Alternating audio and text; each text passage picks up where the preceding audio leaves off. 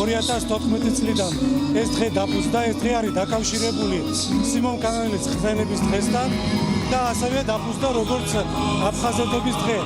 ჩვენ აფხაზეთობის პარკებში ქვეყნის მასშტაბით სხვადასხვა ლოკაციაზე გავმართეთ ძალიან ბევრი ღონისძიებები და მე დარწმუნებული ვარ, ეს აფხაზეთობა ემსახურება ჩვენი საზოგადოების გაერთიანებას და ის სიყვარული, რომელიც არის ჩვენ საზოგადოებაში, აუცილებლად დაძლევს იმ სიბოროტეს, დაძლევს ოკუპაციას და მე მჯერა, რომ ჩვენ ამ სიყვარულით გავაერთიანებთ საზოგადოებას, ვიცხოვრებთ ერთიან და მშვიდ საქართველოში. დღეს აფხაზეთობა და ყველა აფხაზმა, ქალმა და კაცმა, ხანში შესულმა და ახალგაზრდამ უნდა იცოდეს, რომ დღეს ილორის ამ ეკლესიაში, რომელიც თბილისში კეთდება, უამრავი კეთილი ხალხის მონაწილეობით, მათზე ლოცულობენ, მათ ხვალინდელ დღეზე ლოცულობენ, ჩვენ ერთობლივ ხვალინდელ დღეზე ლოცულობენ, ჩვენი შვილების გადარჩენაზე ლოცულობენ და ეს არის მთავარი მესიჯი,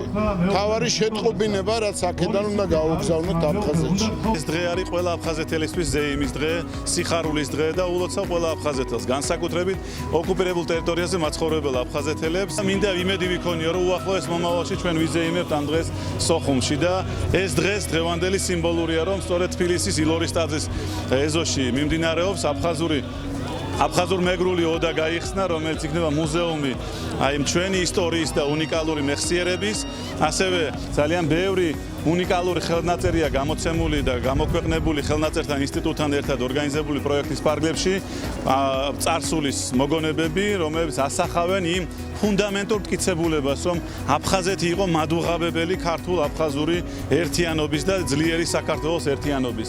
სიმონ კანელის ხსენების დღე არის. ამავდროულად მისი უწმიდესობის ლოცვა-კურთხევით რამოდენიმე წლის წინ ამ დღესთან ამ დღემ კიდევ სხვა დატვირთვა შეიძინა და დადგინდა აფხაზეთობის დღედ. ეს რა თქმა უნდა მისი უწმიდესობის ბრძნული გადაწყვეტილება იყო იმ მხრივ, რომ თითოეული ქართველისთვის აფხაზეთი დაუვიწყარი იყოს, სრული დაბრუნებისა იყოს ამავდროულად.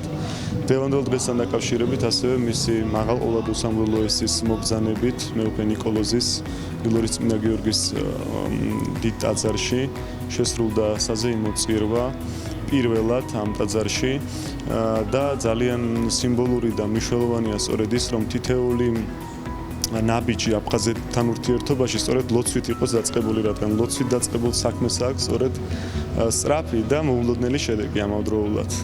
მადლობა პატრიარქ იმისათვის, რომ მართლაც რაღაც კანონიკურად აქცია ეს აფხაზეთობა. მისი ლოცვა-კურთხევით ტარდება ეს დიდებული სასწაული, ერთ-ერთი ნაკლი, რომელიც შეიძლება ითქვას ის, რომ ეს არ ტარდება აფხაზეთში და მთავარია, რომ ყოველ წელიწადს რაღაც ახალ ფორმას შინაარსს იძენს საქართველოს სხვადასხვა კუთხეში ტარდება სხვადასხვა დონის ღონისძიებები. საკმაოდ დიდი რაოდენობის დევნილი იყრის თავს აქ. მე მინდა ყველას მივულოცო დღევანდელი დღე და ვისურვო, რომ შემდგომი ასეთი ღონისძიებები ჩაგვეტარებინოს და გვეზეიმოს იქ, სადაც ჯერაც ჩვენს აფხაზეთში, აფხაზებთან ერთად, ჩვენ ძმებთან და დებთან ერთად. პირველ რიგში ცხუმ აფხაზეთის მიტროპოლიტ, სრულიად საქართველოს პატრიარქს მინდა ჩემი მუხლმოდრეკილი მადლობა უთხრა კურთხევისათვის, რასაც ქვია წმინდა ილორის, წმინდა გიორგის ილორის ეკლესიის აშენების ნებართვა. მიწა ვაჩუკე 1327 კვადრატი მქონდა საკუთრად და ვაჩუკე საპატრიარქოს ილორის წმინდა გიორგის ეკლესიის ასაშენებლად და აგერ ამაზე უკეთესი რა უნდა ამეშენებინა.